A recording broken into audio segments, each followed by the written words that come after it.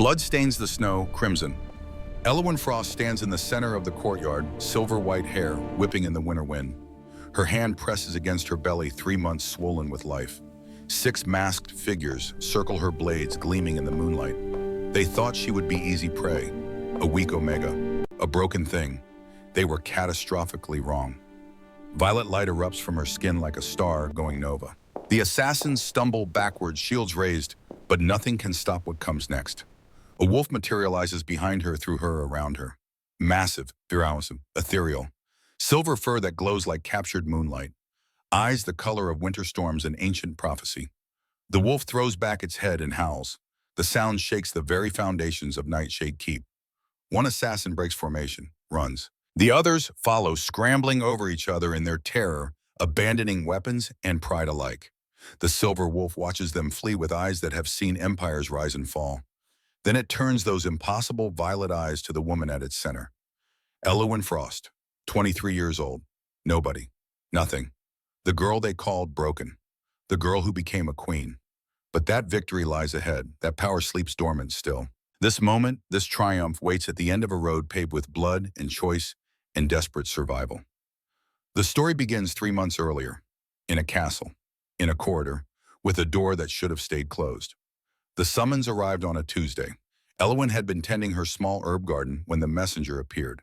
A beta in formal livery, his face carefully blank as he handed her a scroll sealed with gray wax.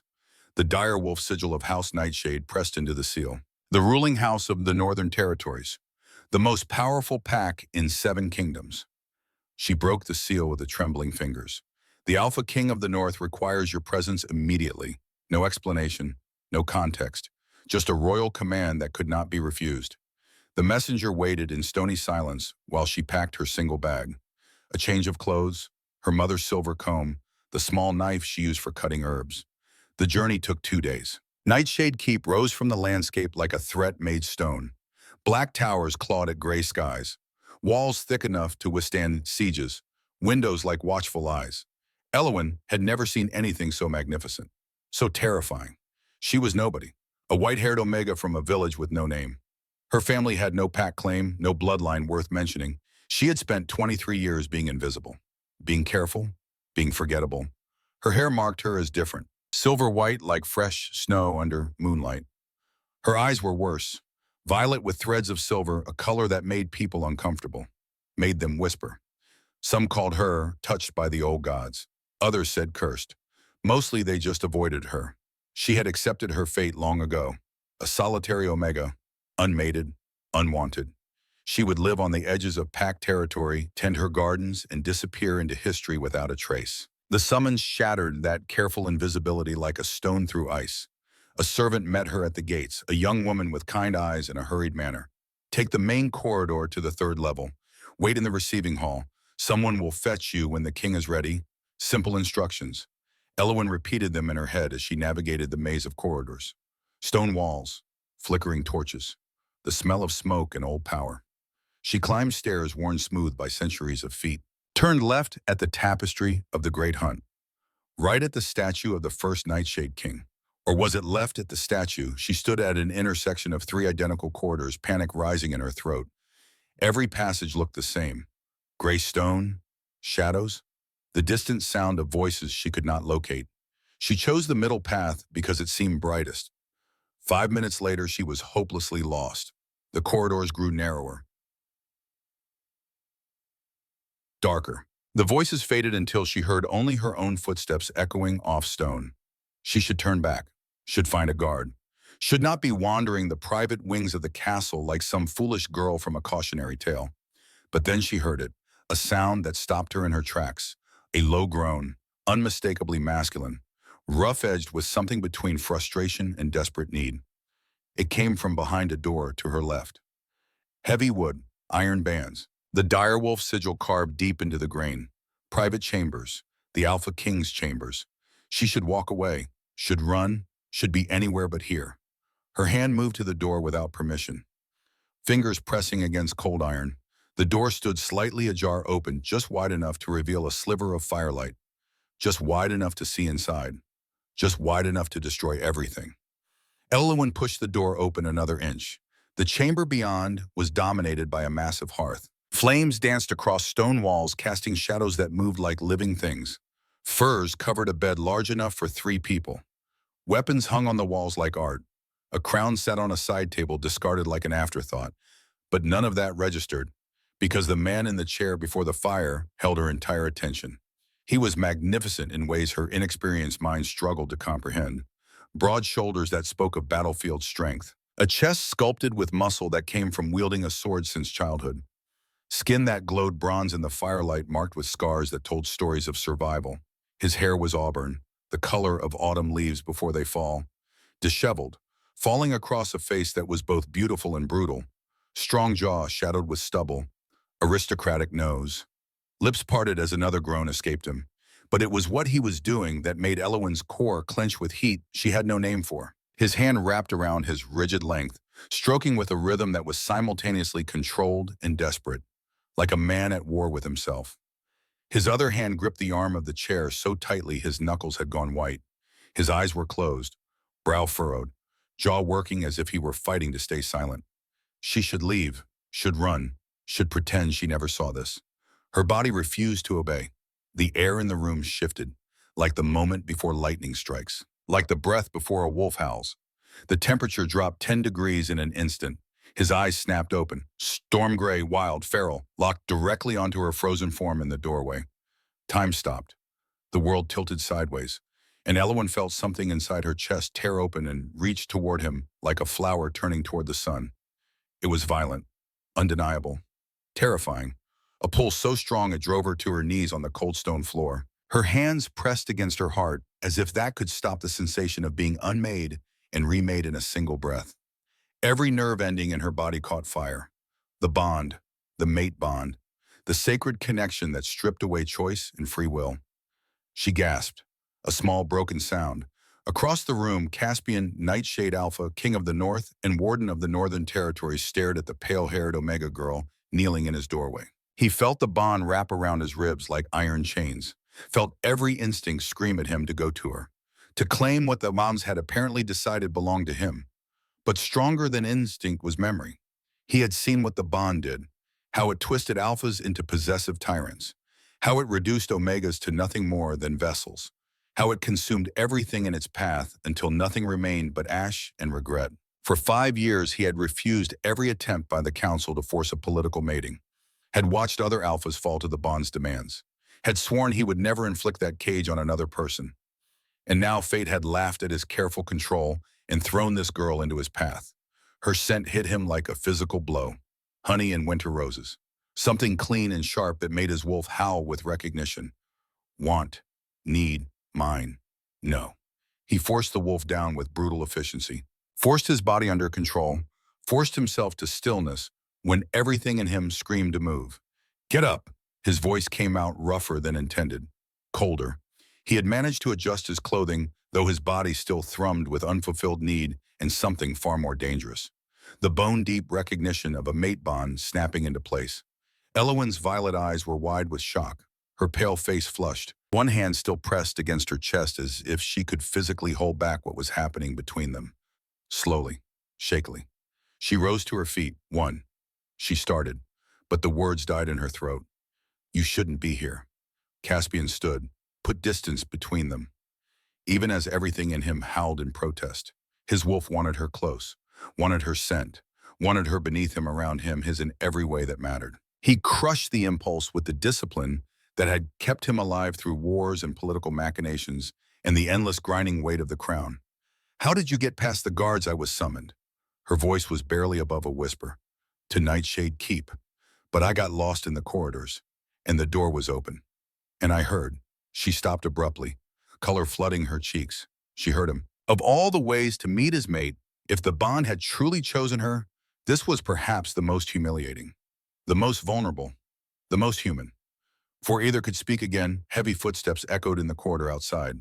Captain Marcus appeared in the doorway, hand on his sword hilt, 2 guards flanking him.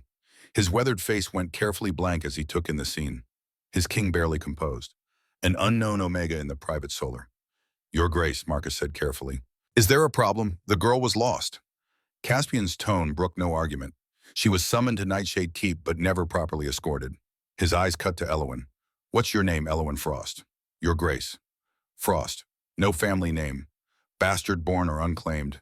No pack protection. No bloodline allegiance. Exactly the kind of Omega the Council would devour alive if they knew what had just happened in this room. Take her to the guest quarters in the East Wing, Caspian commanded. See that she's fed, given proper clothing, assigned a personal guard. Marcus's eyebrows rose fractionally. A guard, Your Grace. For protection or for protection? Caspian cut him off. His voice dropped into the alpha tone that made even his most seasoned warriors flinch. No one questions her, no one interrogates her, no one touches her. Is that clear? Perfectly, Your Grace. As the guards moved to escort Elowin away, she cast one last glance over her shoulder. The bond pulled taut between them like a rope. Caspian had to lock his knees to keep from following. The moment she disappeared from sight, he sagged against the chair, ran both hands through his hair. Gods damn it all to hell. The door to Elowin's assigned quarters closed with a soft click. She stood in the center of the room trying to process what had just happened. The bond hummed beneath her skin, a constant pull toward the man 4 corridors away. She could feel him even through stone and distance, feel his frustration, his conflict, his fear. Not fear of her, fear of what he might become. A knock at the door made her jump. A servant entered, young, female, carrying a tray of food and a bundle of clothing.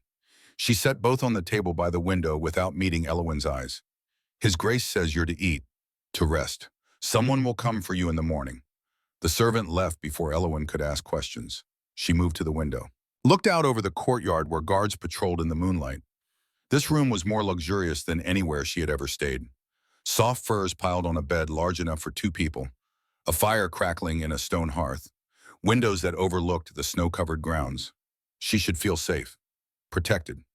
Instead, she felt like her skin was too tight, like something beneath her ribs was trying to claw its way out and run back to him. The bond. It had to be the bond everyone whispered about in frightened tones, the sacred connection that stripped away choice, that turned Omegas into possessions and Alphas into tyrants. She pressed her hand against her chest, felt her heart race beneath her palm. Somewhere in the castle, Caspian Nightshade felt that same pull, that same desperate need. Neither of them slept that night. Dawn came cold and gray. Elowin was woken by pounding on her door. Not a polite knock, a demand. She barely had time to dress before 3 council guards entered, their faces hard, their hands on their weapons. You're to come with us. We're the council chamber. Now, they did not give her time to ask more questions, did not answer when she tried. They simply marched her through corridors filled with servants who stopped to stare, down staircases worn smooth by centuries, into the heart of the castle where power lived and breathed. The council chamber was a circular room. 12 high-ranking alphas seated in ornate chairs that might as well have been thrones. Torchlight cast harsh shadows across their faces, making them look like judges presiding over an execution. Guards lined the walls. Too many guards for one unarmed Omega girl. This was not a hearing. This was a trial. Lord Ravencroft sat at the head of the council, silver beard bristling, cold eyes that had seen too much and forgiven too little. Beside him, Councillor Morgan, a woman in her 50s with a face like carved ice and a mind like a steel trap. Elowin Frost, Ravencroft's voice echoed off stone walls. You stand before the Alpha Council under grave suspicion. Do you deny that you were found in the private chambers of His Grace King Caspian Nightshade last night? Elowin's throat went dry. 1. I was lost. The door was open. I didn't mean silence. The command cracked through the air like a whip. Ravencroft rose from his seat, descended the steps toward her. You will speak only when asked direct questions. Your opinion on what happened is irrelevant. Behind him, more people filed into the chamber. Nobles, servants, guards. Within minutes, over 200 people crowded into the space. All eyes on her, all witnessing her humiliation. A woman pushed to the front. Beautiful, elegant, high-born Omega in silk and jewels. Isolde Ravenna, her perfect features twisted with contempt. She seduced him. Isolde's voice rang clear, accusatory. I saw her watching His Grace at dinner last week. The way she looked at him, like a predator, like she was planning something. Lies. Elwyn had never attended a formal dinner, had never even seen Caspian before last night. But no one asked for her side. Omega tricks. Another council member spoke up. They learned to use their scent, their heat, to manipulate alphas into enough. Caspian's voice cut through the chamber like a blade. He stood at the back of the room. When he had entered, Elowin did not know. But he was there now. Tall, imposing, every inch the Alpha King. His crown sat heavy on his head, his formal clothes immaculate. But his eyes, his storm-gray eyes burned with barely controlled fury. The girl was lost. She stumbled into the wrong corridor. There is no conspiracy here. No seduction. Your Grace. Ravencroft's tone was respectful but firm. With all due respect, the bond has clearly manifested. We can all sense it, the way you defend her, the way your scent changes when she's near. This is not rational thought. This is bond compulsion. I am perfectly rational. Then prove it, Ravencroft gestured to Elowin, kneeling now, surrounded by guards and witnesses in judgment. Submit her for proper verification. Let our healers examine her, test her bloodline, determine if she is fit to be bound to a king. If she passes, the bond will be recognized. If not, he shrugged. The bond will be severed for the good of the realm. Elowin felt the blood drain from her face. Severing a bond was supposed to be excruciatingly painful, potentially fatal for the weaker party, usually the Omega. And if I refuse the examination, Morgan leaned forward, then you will be charged with sedition and conspiracy against the crown, the penalty for which is death. The room spun. This was not about the bond. This was about control, about reminding everyone, including their king, that the council's powers superseded even divine will. Elowin looked at Caspian, silently begging him to intervene. He opened his mouth, closed it. His jaw worked as if he were physically forcing words back down his throat. He was hesitating, and in that hesitation, Elowin saw the truth. He was an Alpha King, but he was also bound by laws older than his crown. If he defied the council too openly, he risked civil war. Rebellion. The fracturing of the entire northern territory. She was one Omega. The North was thousands. The mathematics were simple and brutal. Fine. Her voice came out steadier than she felt. I'll submit to your examination. She thought she heard Caspian make a sound, something between a growl and a wounded animal's cry, but she did not look at him again. She could not. Ravencroft smiled, cold and satisfied. The examination will take place at dawn tomorrow. Until then, you will be confined to secure quarters in the lower levels. He gestured to the guards. Take her. They seized her arms, hauled her to her feet. The crowd parted as they dragged her through. She kept her head high, refused to let them see her crania. As she passed Caspian, their eyes met for a single heartbeat. The bond screamed between them, but he said nothing, did nothing. And Elowin understood. Some cages were made of politics and power. Some were made of silence. The cell in the lower levels was cold. Stone walls wept with condensation. A single barred window let in pale light. They had given her a thin blanket, a bucket for waste, nothing else. Elowin sat on the stone floor and tried not to think about what the examination would entail, what they would do to her, how they would determine if she was worthy. She tried not to think about Caspian's silence, tried not to feel the bond pulling at her ribs like a hook in flesh. She failed at both. Night fell, hours passed, she dozed fitfully, woke to footsteps outside her cell, voices, guards changing shift. They spoke quietly, but not quietly enough. Ravencroft's orders: keep her here until the examination, then transfer her to the old tower. Transfer, you mean imprison. Call it what you want. If she has old blood like they suspect, she's too dangerous to leave free. Bond or no bond. What about the king? What about him? The council will offer him a proper match once this Omega is dealt with. Someone suitable, someone controllable, dealt with. The words echoed in Elowin's mind long after the guards moved on. She had been a fool to think this would end anyway, but badly. The council did not care about bonds or divine will or love. They cared about power, and she was a threat to that power simply by existing. By the time dawn light crept through the narrow window, Elowin had made her decision. She would run, even if it meant severing the bond, even if it killed her. She would not let herself become a tool for powerful men to use against each other. She would rather die free than live as a weapon. The lock on her cell was old, simple. She had learned to pick locks from a blacksmith's daughter in her village, a skill taught just in case you ever need to escape something worse than boredom. She had never imagined she would need to escape a palace. The hairpin she had hidden in her braid was thin, strong. It took 15 minutes of careful work before the lock clicked open. The quarter beyond was empty. The guards had moved to the far end. She could hear their voices, laughter, They were not expecting her to escape. Elowen moved like a ghost, bare feet silent on stone. She found the servants' passage exactly where the kind-faced girl from her first day had mentioned it, a narrow tunnel that led from the lower levels to the outer walls. The passage was dark, damp. It smelled of earth and old secrets. She trailed one hand along the wall for guidance, moved forward one step at a time. She had made it perhaps 50 yards when she heard footsteps behind her. Not running, walking, steady and deliberate. "I know you can hear me."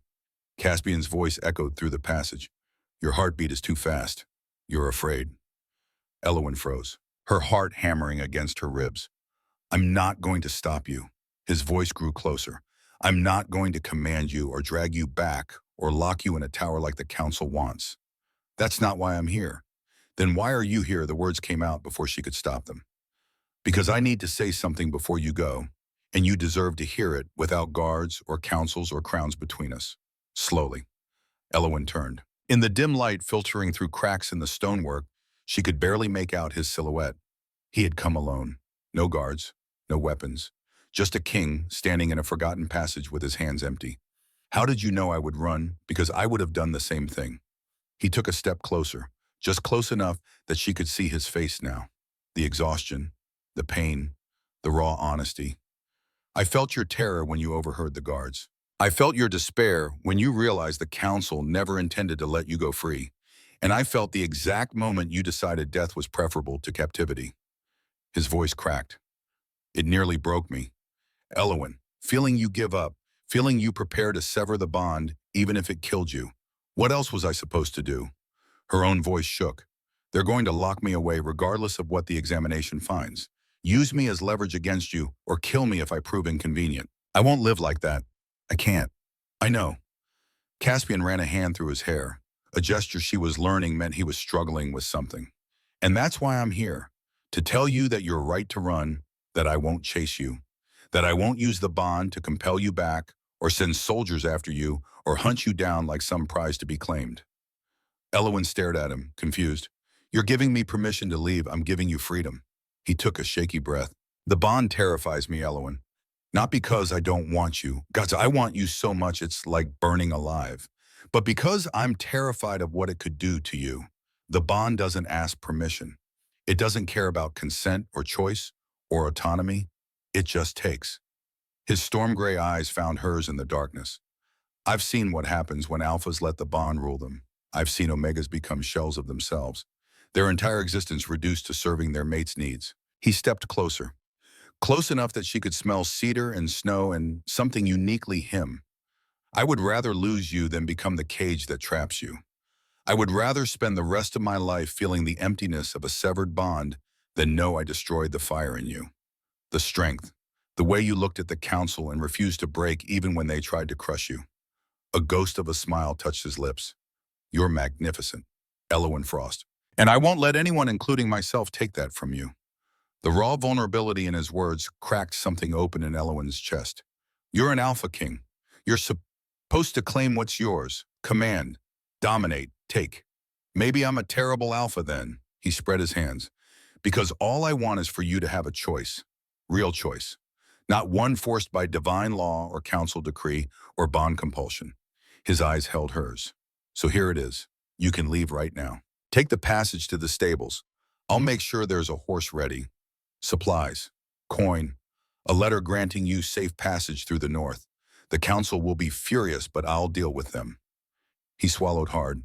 "You'll be free. And if I stay," the question came out barely above a whisper. "If you stay, it has to be because you want to. Not because the bond demands it. Not because you feel obligated or afraid or trapped. But because you looked at all your options, including freedom, and chose this." He took one more step, close enough that she could feel the heat radiating from him. "Chose us. Chose me. Not the king, not the alpha the bond says you're meant for. Just me. The man who's terrified of losing you and even more terrified of keeping you." Elowen's mind raced. She could leave. He was offering everything she thought she wanted. Escape. Anonymity. Freedom from councils and politics and predetermined fates. But standing in this forgotten passage, looking at a king who had just offered to let her break both their hearts for the sake of her autonomy, she realized something. She did not want to run anymore. Not from him. You're an idiot. Her voice was thick with tears and laughter, and something that felt dangerously like love. Caspian blinked. What you're standing here offering me freedom, respecting my choice, seeing me as a person instead of a prize. And you think that makes you a terrible alpha? She took a step toward him, then another. You're the only alpha who has ever asked me what I want. The only one who has ever looked at me and seen someone worth protecting instead of someone to be controlled. Her violet eyes blazed. You think I want to run from that? I choose to stay. The words came out firm, clear, not because the bond tells me to, not because I'm afraid of the council or seduced by power or have nowhere else to go. I'm staying because you just gave me the most precious thing anyone has ever offered me. She reached for his hand, genuine choice, and I'm choosing you, the man who would rather suffer than see me caged, the king who came alone into a dark passage to set me free. The hope that blazed across his face was almost painful to witness. Are you certain? Terrified, she admitted, but certain. For a moment they simply stood there, the bond humming between them with something that felt less like chains and more like wings. Then Caspian smiled, truly smiled, and it transformed his entire face. We're both fools then. Probably. He reached up, cupped her face in his hands, thumbs brushing across her cheekbones with infinite gentleness. When I kiss you, I won't stop. Good. His lips met hers. It was nothing like she imagined. Not forceful, not demanding, tender, questioning, giving her every opportunity to pull away. She did not pull away. She leaned in. The bond sang. They walked back through the passage together, side by side, not touching except for their joined hands. And for the first time since the bond had manifested, Elwyn felt like they were walking towards something, instead of running from it. Neither of them noticed the shadow that detached from the wall behind them. Neither saw the glint of steel in the darkness. The council had sent someone to ensure Elwyn never made it back alive. And tomorrow, when she should have been safe, when she should have been protected, everything would shatter like glass. But tonight, in this moment, in the darkness of a forgotten passage, two people who had been told their love was predestined discovered something far more powerful. They chose it anyway. The whispers started before dawn. By the time Elwyn and Caspian emerged from the secret passage into the castle proper, half the household already knew. A king and an omega, alone in the darkness, walking side by side with their hands joined like equals. Scandal moved through Nightshade Keep like wildfire.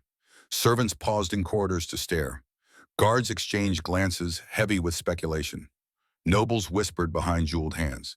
The unmated omega who had been found in the king's chambers. The king who had defended her before the council. Now this. Elwyn felt their eyes like brands against her skin. But Caspian did not let go of her hand.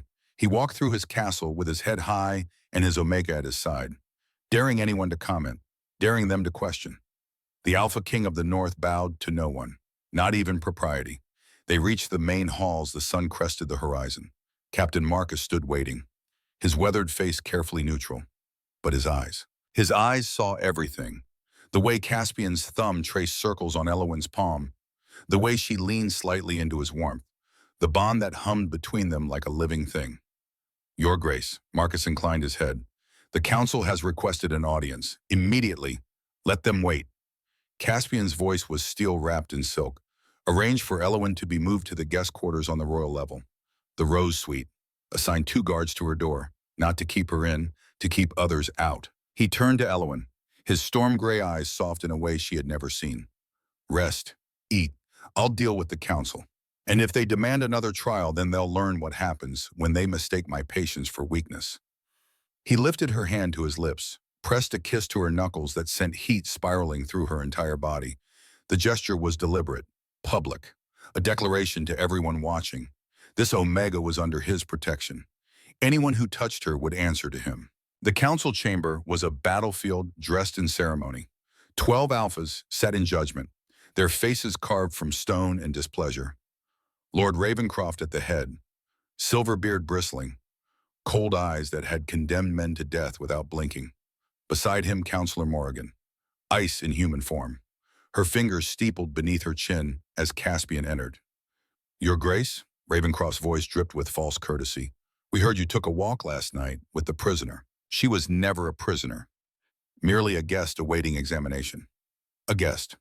Morgan's lips curved into something that was not quite a smile. How progressive. Most kings would call an omega found in their private chambers by a different name. Caspian took his seat at the head of the table. Every inch the Alpha King. Crown gleaming, posture perfect. But his scent betrayed him. Cedar and snow in the sharp edge of barely controlled fury. Say what you came to say. I have better things to do than listen to veiled insults. Very well. Ravencroft leaned forward. The bond has manifested. Every wolf in this castle can sense it. The question is what you intend to do about it. Nothing. The word fell like a stone into still water. Nothing. The bond is between Elowyn and myself. It concerns no one else. You are the Alpha King. Everything you do concerns the realm. Morgan's voice was clinical. Precise. An unmated king is vulnerable. A king bound to an omega of unknown bloodline is catastrophic. We have enemies, Your Grace. Rivals who would exploit any weakness. Then perhaps you should focus on those enemies instead of persecuting an innocent woman. Innocent. Ravencroft's laugh was bitter. She walked into your chambers uninvited, triggered a bond that has made you irrational, defied council authority by escaping custody. And you call her innocent. She was lost. She escaped because she overheard your guards discussing her imprisonment, and she is more rational than anyone in this room. Caspian rose, his alpha presence flooding the chamber like a tidal wave. Every wolf in the room felt the pressure, felt their own wolves cower beneath the weight of his dominance. Elowyn Frost will remain at Nightshade Keep as my guest. She will not be examined. She will not be interrogated. She will not be threatened. Anyone who violates these terms will find themselves exiled from the Northern Territories. Is that understood silence? Heavy, suffocating. Then Morgan spoke. You risk civil war for an omega you've known 3 days. I risk nothing. I'm preventing one. His eyes swept across the council. Test me on this, please. I would welcome the opportunity to remind you all who holds the crown. He turned and left. Behind him, the council sat in stunned silence. Ravencroft's hands clenched into fists. The Omega had made the king reckless, emotional, exactly what they had feared. She had to be dealt with. Soon. 3 weeks passed. 3 weeks of careful reconstruction, of building something fragile and new between the ruins of what the council had tried to destroy. Elowyn lived in the Rose Suite, a chamber fit for royalty. Silk curtains, a bed piled high with furs, windows overlooking gardens that bloomed even in winter. 2 guards stood constant watch at her door, not as jailers but as protection. She was free to move through the castle, to walk the gardens, to sit in the library and read books she had only dreamed of touching. But freedom had limits. The council watched, always. Servants reported her movements. Nobles whispered when she passed. Isolde Ravenna made a point of appearing wherever Elowyn went, beautiful and perfect and utterly contemptuous. Elowyn learned to ignore them. She had survived worse than whispers. A few days into her new role, Caspian found her in the kitchens. She was elbow-deep in flour, helping the head cook reorganize the dry goods storage. The woman had been complaining about rats getting into the grain. Elowyn had suggested a different storage method, one she had learned in her village. Elevated shelves, sealed containers, rotation based on age. Simple, practical, effective. Caspian stood in the doorway and watched her work. She moved with quiet efficiency, directing servants with gentle suggestions rather than commands, solving a problem no one had asked her to solve, because she saw a need and knew how to fill it. The head cook was beaming. You're brilliant, absolute brilliance. We've been losing a quarter of our stores to pests every season. This will save us a fortune, Elowyn shrugged, uncomfortable with the praise. It's just common sense. Common sense, Caspian said from the doorway, is remarkably uncommon. She turned, flour dusting her cheek, her silver white hair escaping from its braid. She looked young, carefree, nothing like the terrified girl kneeling before the council. Your Grace. She dipped into a curtsy that would have been formal if not for the flower handprints on her borrowed dress. Walk with me. It was not a command, not quite, but Elowyn found herself wiping her hands clean and following him from the kitchens. They walked through corridors thick with history, past tapestries depicting great battles, past portraits of kings long dead, through an archway that led to a private garden enclosed by high stone walls. Snow dusted the ground, but the garden still lived, winter roses blooming in defiance of the cold, their scent sharp and clean in the frozen air. Caspian stopped beside a fountain, long dry, a statue of a wolf mid-leap at its center. I need to ask you something. His voice was quiet, almost hesitant. Anything. What you did in the kitchens, reorganizing the storage, that kind of thinking. Strategic, efficient. Have you always been able to see solutions others miss? Elowen considered the question. I suppose. When you grow up with nothing, you learn to make the most of what you have, to see opportunities where others see problems. She traced her fingers along the fountain's edge. Why? Because I'm about to make a decision that will scandalize the entire court, and I wanted to be sure it was the right one. He turned to face her fully. I want you to be my personal assistant. The words hung in the frozen air. Your what personal assistant? You'd manage household affairs, coordinate with the stewards, handle logistics. The position has been vacant since my mother died. No one wanted it. Too much work, not enough glory. He smiled slightly. But watching you today, I realized something. You don't want glory. You want to be useful, to solve problems, to make things better. His hand found hers. I could use someone like that. Someone who sees what needs doing and does it. Someone I trust. The council will hate it. Undoubtedly. Isolde will have a seizure. One can hope. Elowen laughed despite herself. You're serious. Completely.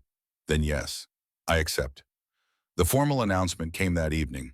Caspian stood before the assembled court, over 300 nobles and servants and guards. He wore his crown and his formal robes. Every inch the Alpha King. Elowen Frost has accepted the position of Royal Household Manager. She will have full authority over domestic affairs. Her word in matters of the household is second only to mine. Anyone who wishes to protest may do so now. Silence. No one dared. But the looks could have cut glass. Isolde Ravenna stood among the high-born Omegas. Her perfect face twisted with rage barely contained. A servant Omega, given authority over nobility. It was an insult, a travesty. It was war. The state dinner 3 nights later was a test. Elowen had coordinated every detail. The seating arrangements, the menu, the timing of courses. She had worked for 2 days straight to ensure everything was perfect. She did not attend as a guest. She stood to the side, observing, ready to address any issues that arose.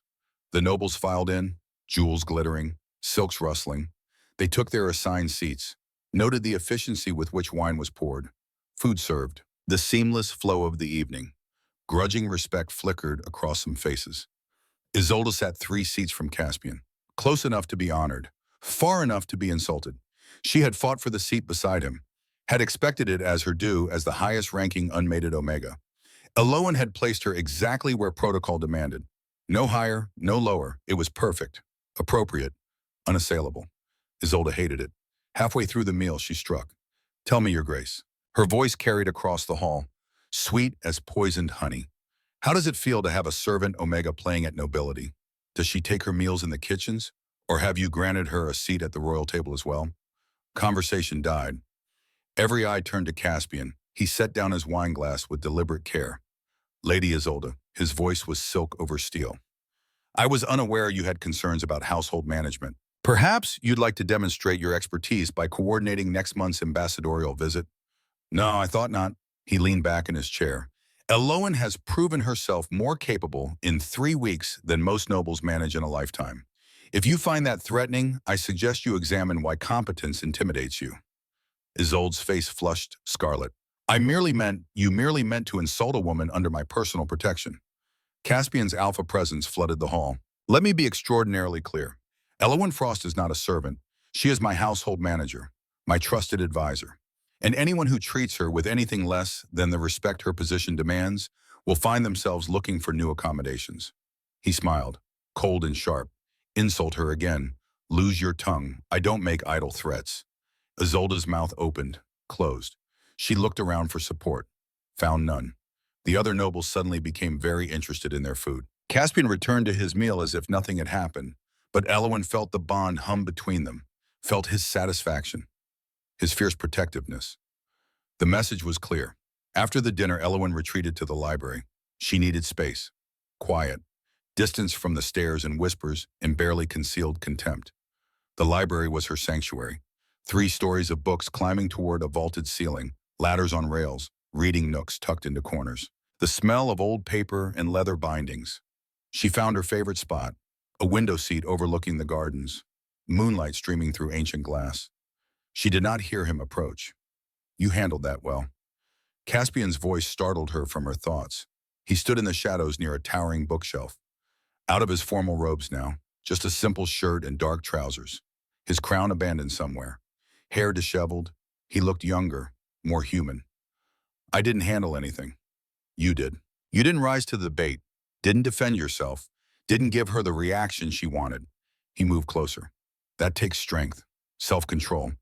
Most people would have struck back. Most people aren't terrified of being thrown out of the castle if they cause trouble. Is that what you think, that I'd throw you out?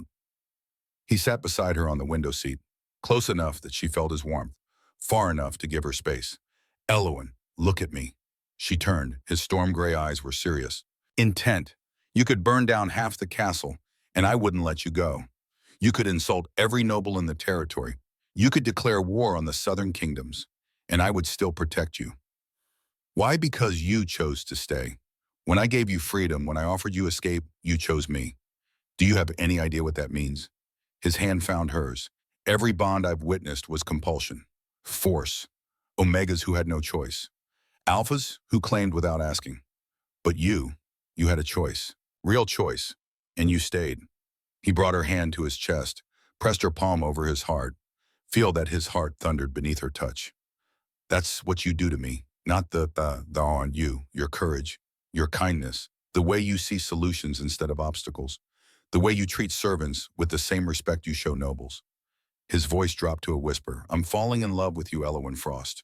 Not because fate demanded it, but because you're extraordinary. She could not breathe, could not think.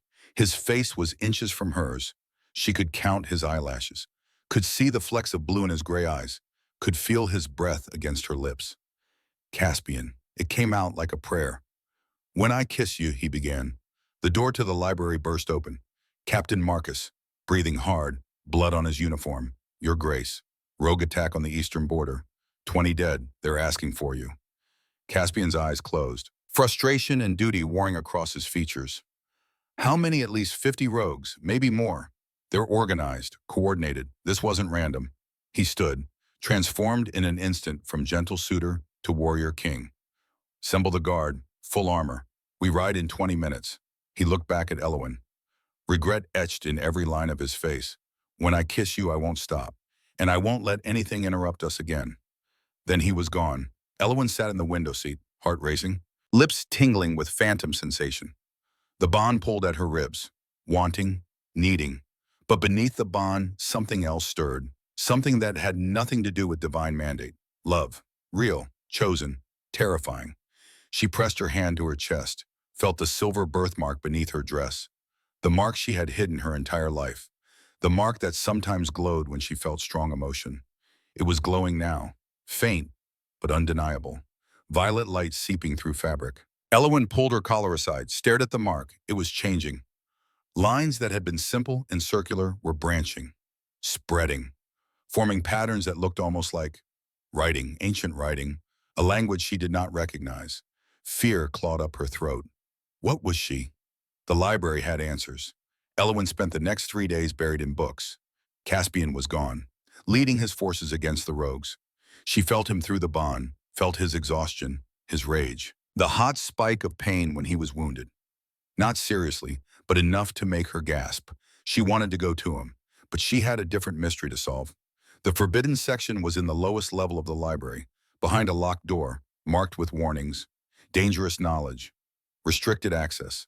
Caspian had given her a key weeks ago. Use it wisely, he had said. But use it, she used it now. The forbidden texts were old, falling apart, written in languages that shifted between recognizable and alien.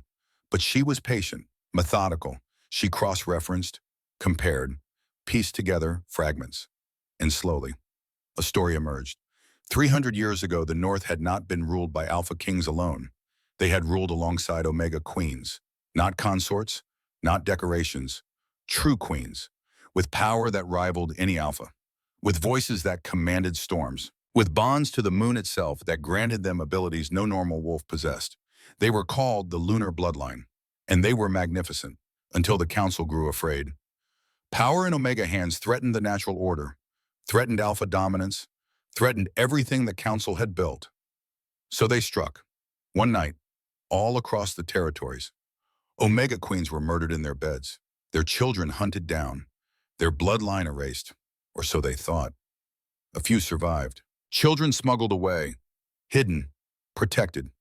Their powers sealed to hide them from those who would kill them. Seals that looked exactly like Elowen's birthmark. She sat back, hands shaking. She was lunar blood, descendant of queens, carrier of power that should have died 3 centuries ago. And the seal was breaking. Footsteps echoed in the forbidden section. Elowen looked up, expecting a guard, a servant. Instead, Lord Ravencroft stood in the doorway. His silver beard seemed grayer, his eyes older. He looked at her, at the book spread across the table, at the birthmark glowing faintly through her collar. And he smiled. It was not a kind smile. So, the little Omega has been doing research. He moved closer. Did you discover what you are yet? What that mark means? Elowen's hand went to the knife at her belt, the small blade she had carried since her village. Stay back. Or what? You'll cut me. You're not a fighter, child. You're not even a proper Omega. You're an abomination. His voice dripped with venom. Do you know why I pushed for your examination? Why I wanted you locked away? Because 20 years ago my mate had a mark just like yours. She was lunar blood. Beautiful. Powerful. And the council killed her for it. Pain cracked through his voice. They came in the night, slit her throat, left our son fatherless, left me broken. He laughed, bitter and broken. And now you appear. Another cursed Omega with the same damn mark. I thought if I could eliminate you, I could finally have revenge. Could hurt them the way they hurt me. But watching you these past weeks, seeing your strength, your kindness, your God's damned resemblance to her. He sank into a chair. I can't do it. I can't kill you, even for her memory. Elowen's grip on the knife loosened. Your mate, what was her name, Seraphina? The name hung between them. She taught me that lunar blood Omegas weren't monsters, that power and compassionate hands could change the world.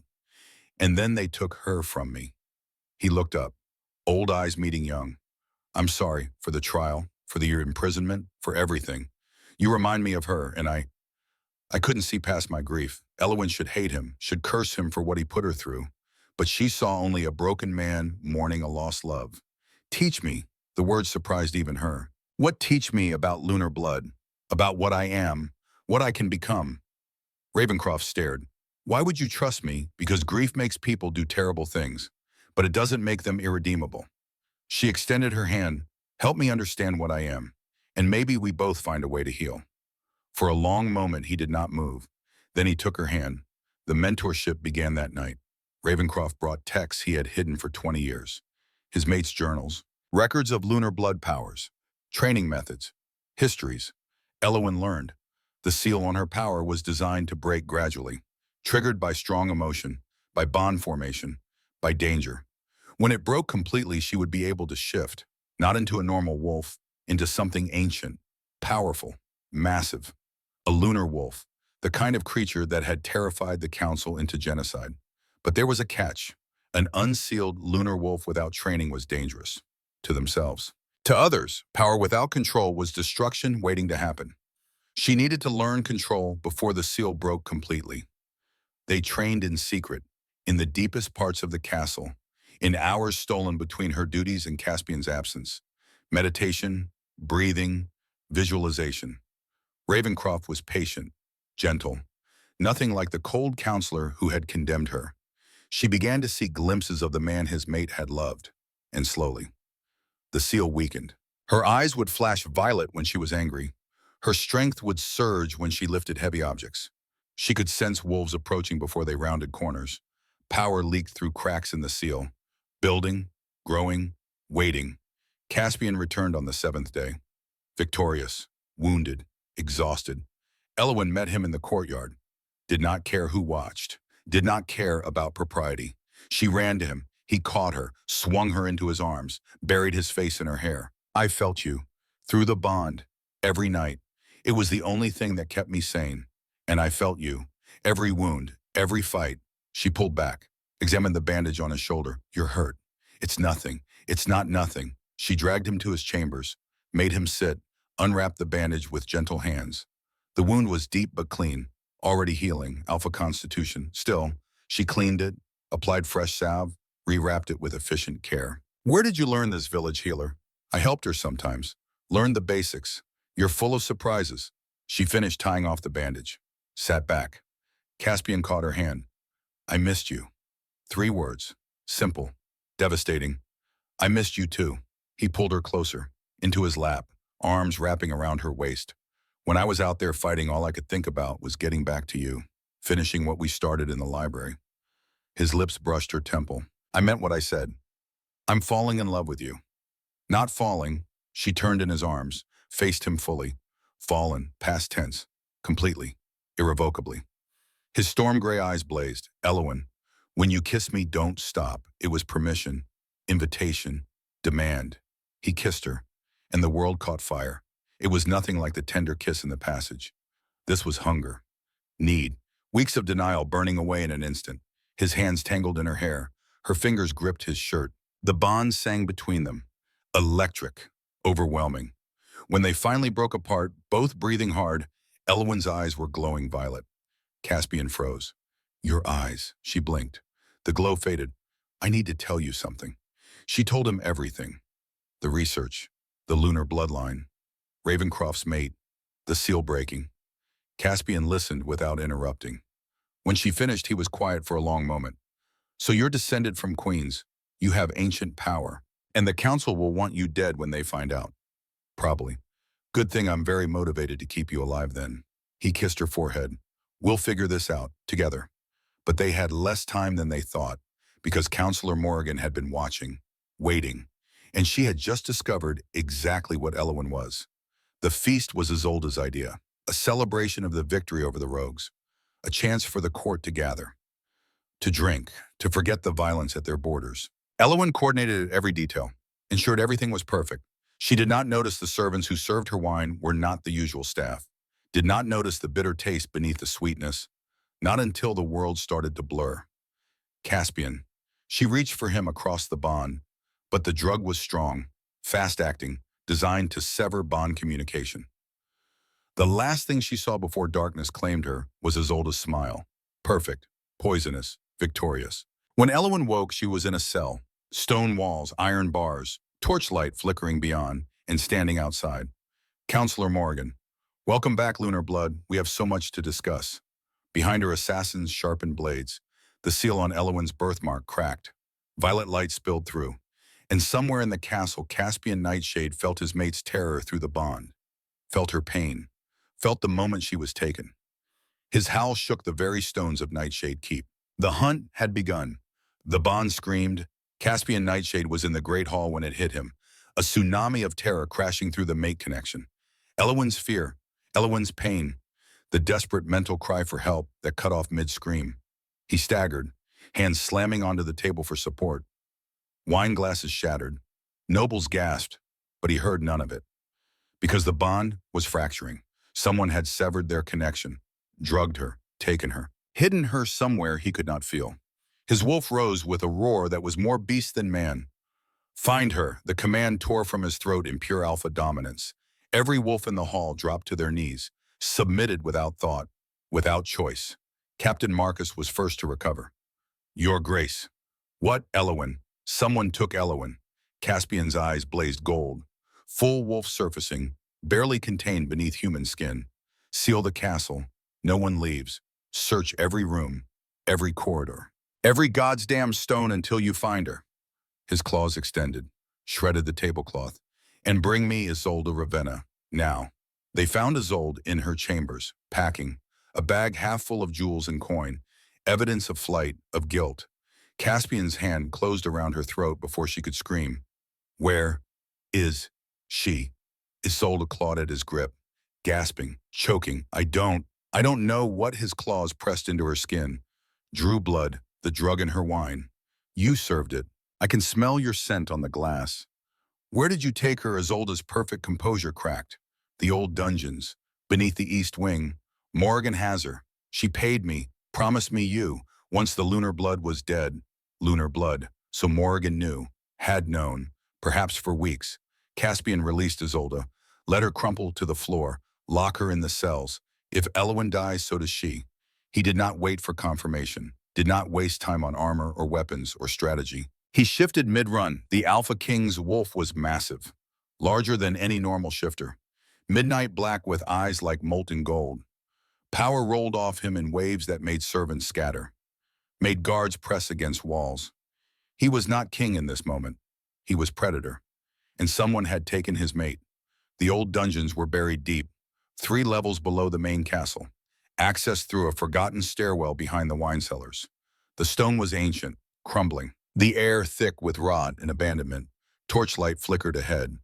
Voices. Caspian's wolf moved like smoke through shadows. Silent, deadly. He could smell Elowin. Honey and winter roses. Beneath it, the copper tang of blood. His blood. Her blood. Rage consumed thought. He rounded the corner. The dungeon opened into a circular chamber. Iron cages lined the walls. In the center, Elowin hung from chains. Arms above her head, feet barely touching the ground. Her dress was torn. Blood ran from a cut on her temple. But her eyes, her violet eyes, blazed with defiance. She had not broken. Counselor Morrigan stood before her, flanked by 30 rogues, hired muscle, assassins, men who killed for coin and cared nothing for honor. Behind Elowin, Lord Ravencroft. But he was not watching Morrigan. He was watching the corridor where Caspian's wolf crouched in shadows. Their eyes met. Ravencroft nodded once, then stepped between Elowin and Morrigan. Enough. His voice was steel. This stops? Now. Morgan's laugh was cold. You've grown soft, Ravencroft. 20 years ago, you wanted all lunar blood dead. Hunted them yourself. 20 years ago, I was mad with grief. I'm not that man anymore. He drew his sword. You'll have to go through me to get to her. So be it. Morgan gestured. 5 rogues lunged. Ravencroft fought like a man half his age, blades singing through air. But 5 against 1 were impossible odds. They overwhelmed him. Drove him to his knees. A blade found his side, slid between ribs. No. Elowin's scream was raw. Ravencroft fell. Blood pooled beneath him. Too much blood. A killing wound. But he smiled, looked at Elowin with old eyes full of peace. You remind me of her. His hand reached, touched the silver birthmark glowing through her torn dress. She would have loved you. Make them. Pay. The light left his eyes, and something inside Elowin shattered. The seal on her birthmark exploded. Violet light erupted from her skin like a star going nova. The chains holding her melted, disintegrated. She fell to her knees, hands pressed against stone. Power poured from her in waves that shook the foundations. The rogues stumbled backward, shields raised, terror in their eyes. But nothing could stop what came next. Elowin threw back her head and screamed. The sound was not human, not wolf, something older, something that had slept for 300 years. Her body convulsed, bones cracking, reshaping, muscle and sinew reforming into something magnificent and terrible. The shift was agony, and it was glory. Where Elowin had knelt, a wolf now stood. But to call it a wolf was like calling the ocean a puddle. It was massive, easily twice the size of any alpha. Fur the color of moonlight on fresh snow, silver white that glowed with inner light, eyes like violet fire, ancient, all-seeing, the lunar wolf, the creature that had terrified the council into genocide. Morgan's face went white, impossible. The wolf's lips pulled back, revealed teeth like ice and starlight. When it growled, the temperature dropped 20 degrees. Kill it, Morgan shrieked. Kill it now! The rogues attacked, and Caspian's wolf exploded from the shadows. 2 apex predators, working as one. The battle was carnage. Caspian tore through rogues with savage efficiency, claws and teeth in alpha fury. He was a king on the battlefield, experienced, brutal, unstoppable. But Elowin was vengeance incarnate. She moved with inhuman speed, ethereal, almost ghostly. Rogues swung swords through empty air. She was already gone, already behind them, jaws closing on throats, claws rending armor like paper. She was not trained, did not need to be. Instinct older than memory guided her movements. The lunar wolf had been bred for war, and war was what it gave them. Within minutes, 20 rogues lay dead or dying. The survivors ran, fled like rabbits before wolves. Leaving only Morrigan, she backed against the wall, hands raised, all her cold composure shattered. Please, one. I was only trying to protect the realm. Your power, it's too dangerous. The council feared, the council murdered innocents. Elowin's voice came from the wolf. Layered, echoing, human and beast speaking as one. You murdered Ravencroft's mate, Seraphina. She was your friend, your ally, and you slit her throat in the night. Morgan's face crumbled. I had no choice. The others demanded it. She was lunar blood. She had to die. Elowen stepped closer. The wolf massive. Overwhelming. You killed her. Left Ravencroft broken. Hunted children. Erased an entire bloodline. Her violet eyes blazed. And for what power control fear? The wolf's head lowered, teeth inches from Morgan's face. You made your choice. Now face the consequences. Wait. Caspian's wolf shifted. Became man, naked, uncaring. He moved between Elowen and Morgan. Not like this. His hand found the wolf's muzzle. Gentle. Grounding. She deserves death. But not in darkness. Not in secret. The realm needs to see. Needs to witness what happens to those who murder innocents and call it duty. The wolf's eyes met his.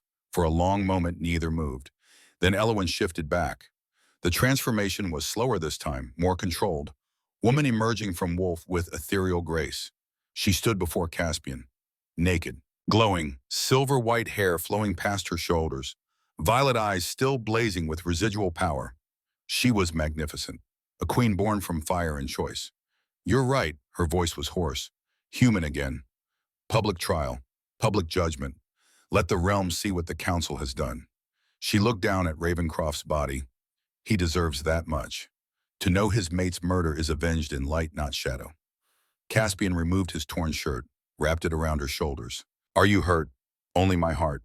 She knelt beside Ravencroft, closed his eyes with gentle fingers.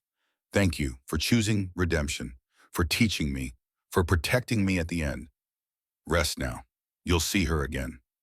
Behind them, Marcus arrived with 50 guards. They stopped in the doorway, stared at the carnage, at their naked king and the glowing Omega wrapped in his shirt, at the bodies, at Morgan cowering against the wall. Marcus was first to recover. Your Grace, are you alive? Victorious, furious, Caspian pulled Elowen to her feet. Arrest Counselor Morgan. Charges of conspiracy, murder, treason, and attempted assassination of the royal household manager. He looked at the other guards. Assemble the entire court. Every noble, every servant, every wolf in this castle. In the great hall, 1 hour. His eyes blazed gold. It's time the North learned the truth. The great hall had never held so many people. Over 500 wolves packed the space. Nobles in their finery, servants in work clothes, guards in armor, every social rank, every pack allegiance, all gathered to witness. Caspian stood at the head of the hall, crown on his head, formal robes covering the bandages from the battle, every inch the Alpha King. Beside him, Elowen. She wore a dress of silver silk, hair braided with winter roses, the birthmark on her shoulder visible, glowing faintly, a declaration.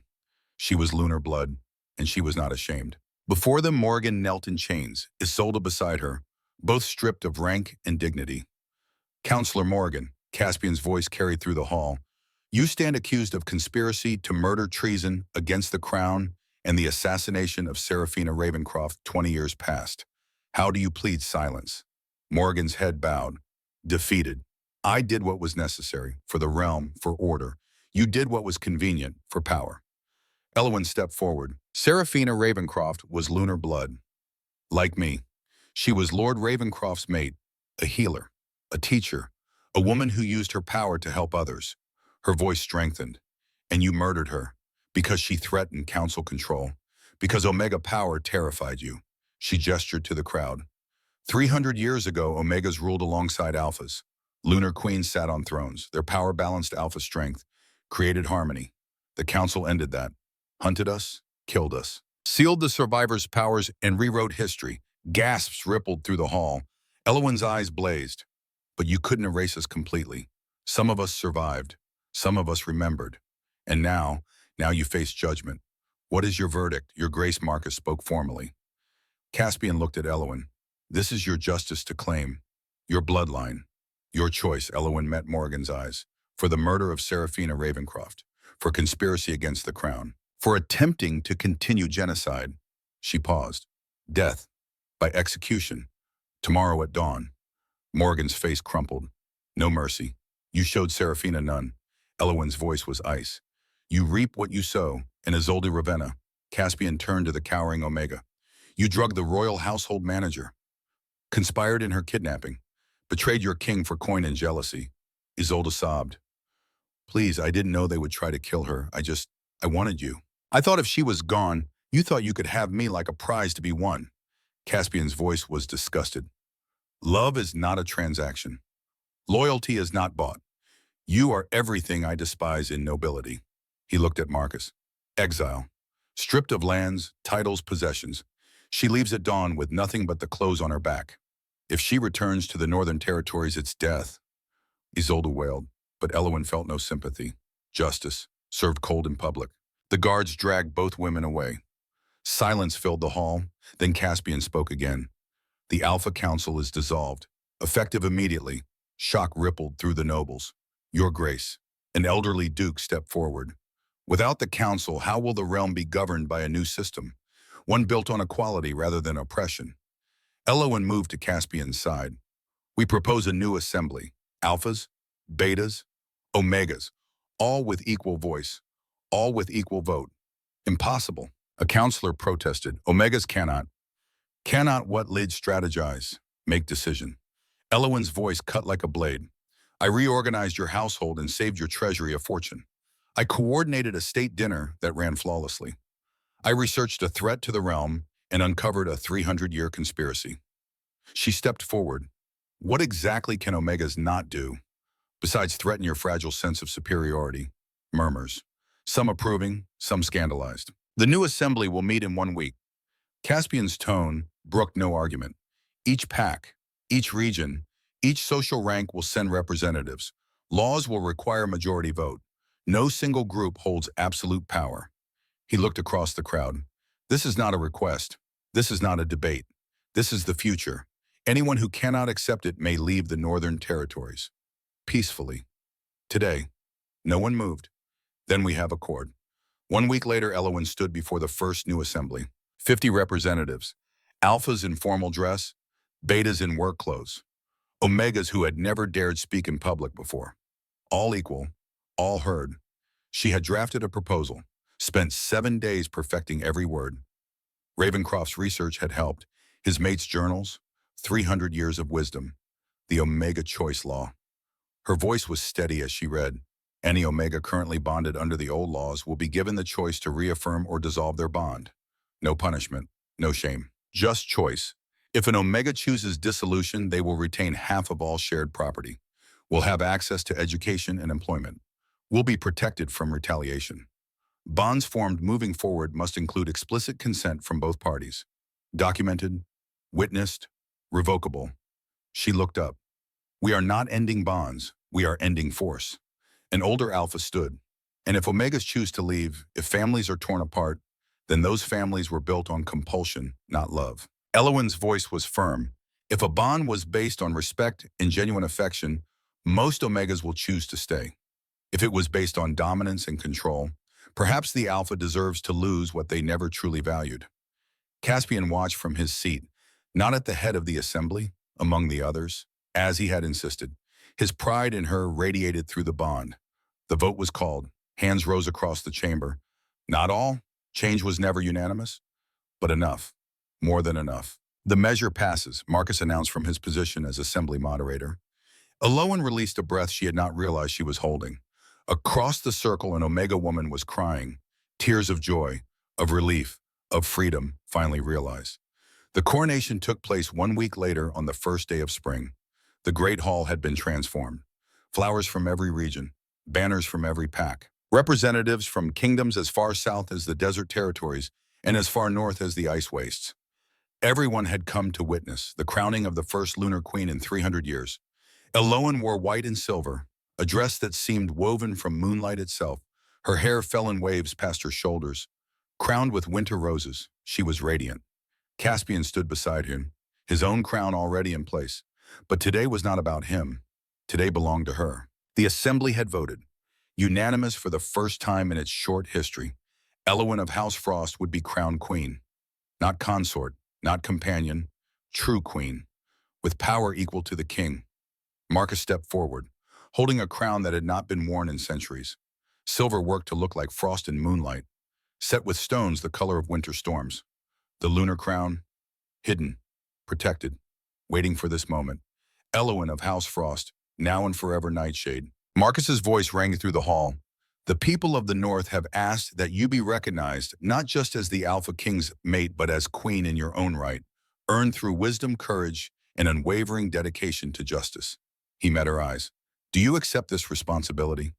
Elowin looked across the crowd, saw Omega standing tall, no longer cowering, saw alphas who had learned that true strength did not require dominance, saw a kingdom transforming itself because they had dared to believe change was possible. I accept. Her voice was clear.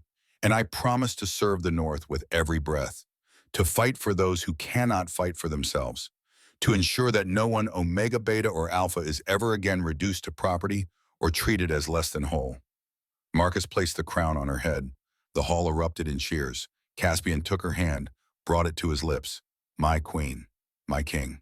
They turned to face their people together. Partners, equals, bound by choice rather than divine decree. That night, the celebration raged until dawn, but Caspian and Elowin slipped away early, to their chambers, to privacy, and to each other. They made love slowly, tenderly. Two people who had fought for the right to choose this, to choose each other.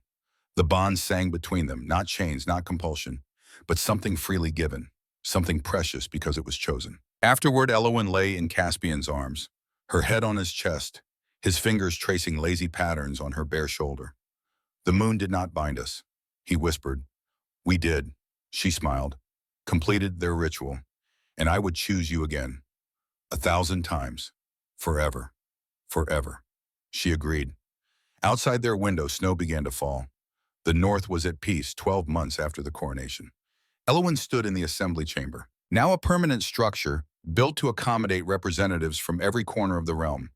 Spring sunlight streamed through tall windows.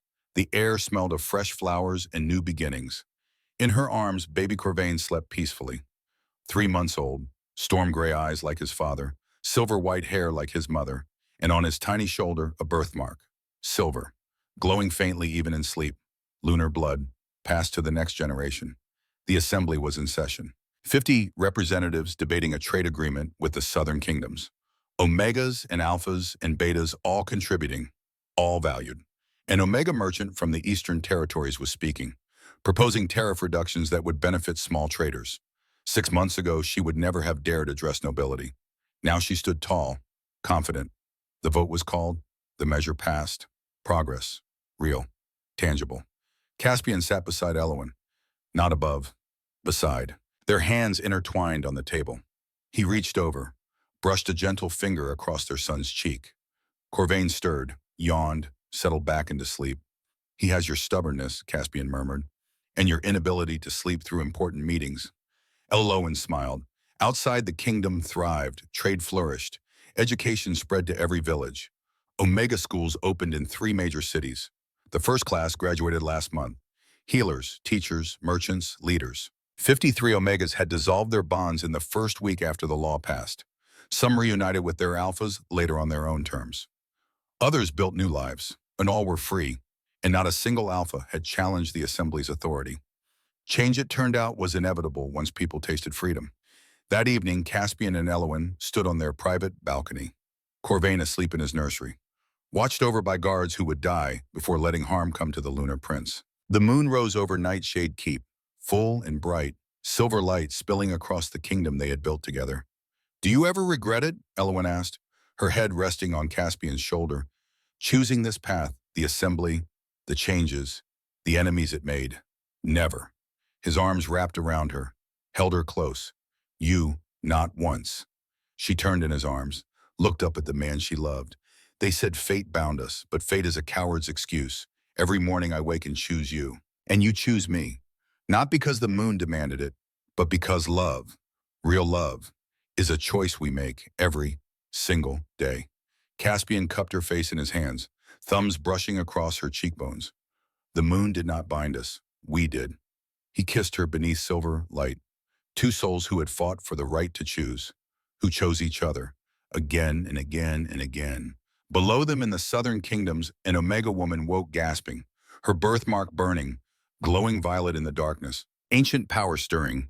She was not alone. Across the realm, others felt it. The call, the awakening, the lunar blood was returning. And this time they would not be stopped. This time they would not hide. This time they would choose. and the world would never be the same.